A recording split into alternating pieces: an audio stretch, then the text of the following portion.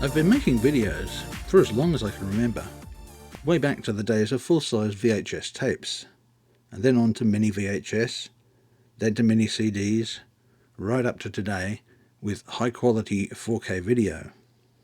Most of that time I relied on the camera microphones for sound, and to be honest, this was really dreadful.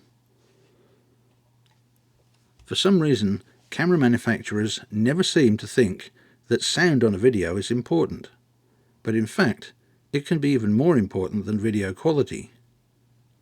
I can watch video with low resolution, but nothing gets me to turn off quicker than bad sound. For the past few years we've been through a series of different microphones. We started off at the cheap end of the scale, trying out directional microphones and handheld mics. We had one from Aldi that was actually quite good and produced some reasonable results.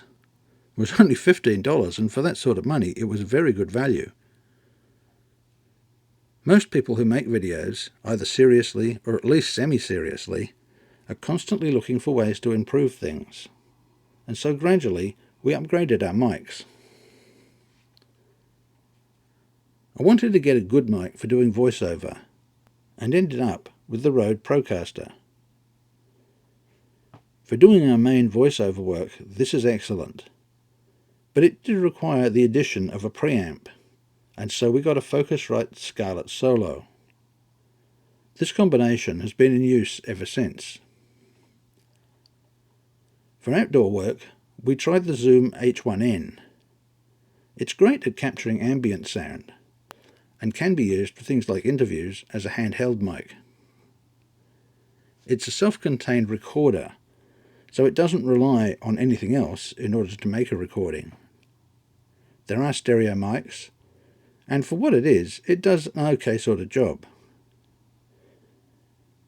But, and there's usually a but, it's made of rather cheap plastic, and the nature of the material means that unwanted handling sounds are transmitted to the mics when you use it handheld. It has a thread built in and can be mounted, and it really is best put on a tripod and left alone to record without any movement. I did make a lot of use of this mic for a while, but others came along and were more convenient to use and produced better quality sound. Our go-to mic for a very long time was the Rode Video Micro. This produced very nice sound, but it's quite directional. It isn't great to use if you're commenting beside or behind the camera, and you have to turn it around to face you if you want to make commentary as you're recording. Of course, this then fails to capture any of the sound that may be going on in front of the camera, but I guess that isn't unusual when using this type of microphone. I tried a pair of Boya BYWM6 UHF wireless microphones, and they work reasonably well, but they're quite large and cumbersome to use. I picked up another cheap Aldi mic just to see what it was like, but this one wasn't a patch on the first one, and it was a USB connected device.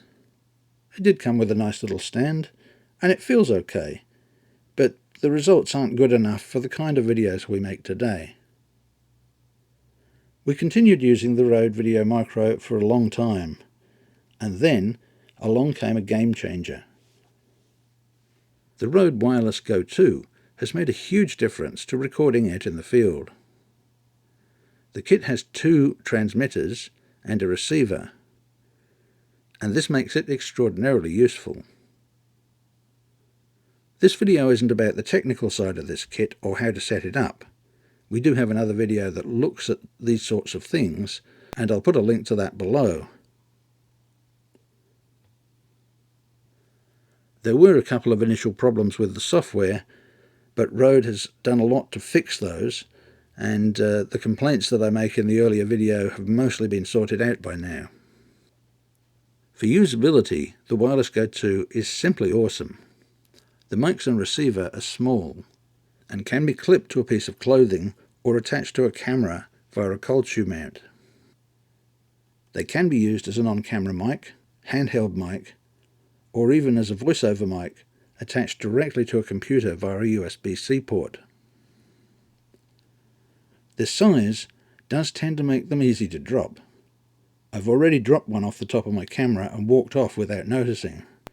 Luckily I did notice it in time and went back and found it was still setting where I dropped it. They're not 100% secure when clipped to a cold shoe mount, so make sure to check them every time you use them, and better still perhaps put them away safely until you need to use them again. One issue we've had with the Go 2 is volume leveling. This can be done both on the camera that records the sound and on the Go 2 receiver. It will take a little bit of time and effort to get used to the right settings, and it was something we never needed to worry about with the Video Micro. One of the great things about the Go 2 system is the fact that the mics can record either on two separate tracks or be mixed together on one track. On top of this, the individual transmitters, microphones, can record a backup track on the transmitter itself, as well as sending an audio track to the camera via the receiver. There is a bit of a learning curve with the Go 2, but it's really worth the effort, because the results are very good. Range on the microphone is also exceptional. I tested them going 120 paces away, facing in the opposite direction, and I got to over 100 paces before the sound started to clip out. Even so, when I turned around to face the receiver, the sound came back to normal, and this impressed me a great deal. Unlike the Video Micro, that records sound only from the direction it's facing, the Go 2 can record from two directions at once because there are two separate mics. It's simple to clip one to your shirt for commentary and attach the other to the top of the camera to better catch sounds in the direction the camera is facing. In the last part of this video, I'll demonstrate the different microphones that we currently have to give you an idea of what you can expect from them. Up until now, I've been using the Rode Go 2, and all of this commentary to date has been recorded on that microphone. Now I'm going to switch between these as I'm talking so that you get some idea of the different sound from each of them. So as I switch, I will put a little notification on the screen to let you know which particular microphone is running at the time, and that'll give you some idea of exactly how each one operates and what it sounds like at this distance. This one is a wireless lav mic. It's a Boya WM6, not particularly high quality, but it produces a reasonable result, and it allows you to move away from the camera and back towards the camera while maintaining a constant level of sound. This is great for outside work if you're going to talk to camera, and it's also good for inside work where someone's moving around. We have another channel called Let's Eat Malaysian, which is a cooking channel, and this microphone is used almost exclusively for that when we're doing inside work. Okay, now I've switched from the Procaster to the Huxley. I have tested this out before, and I know the sound I'm getting from this is not bad. From a $15 microphone as compared to something that is more than 10 times the price. Now, if you were spending money on setting up a little home studio, what would you choose? Would you go for the $15 one and get this sound?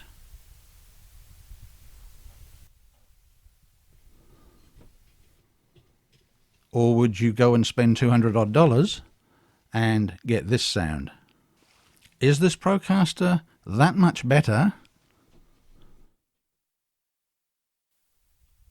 than the little Huxley microphone, which I'm talking on now?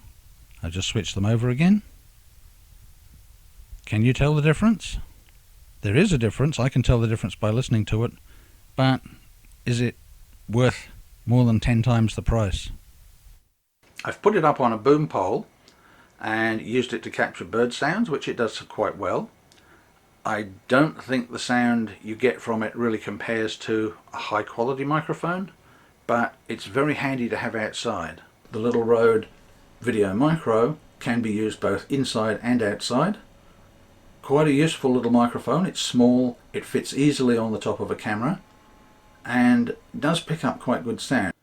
This is a test recording of a cheap eBay shotgun microphone. 10, 9, 8, 7, 6, 5. This is a sound test of the internal microphone of a Nikon D5300 DSLR camera. This is a sound test of the GoPro Hero 3 Plus Black internal microphone. This is a sound test of the internal microphone of the Panasonic HC-V785 video camera.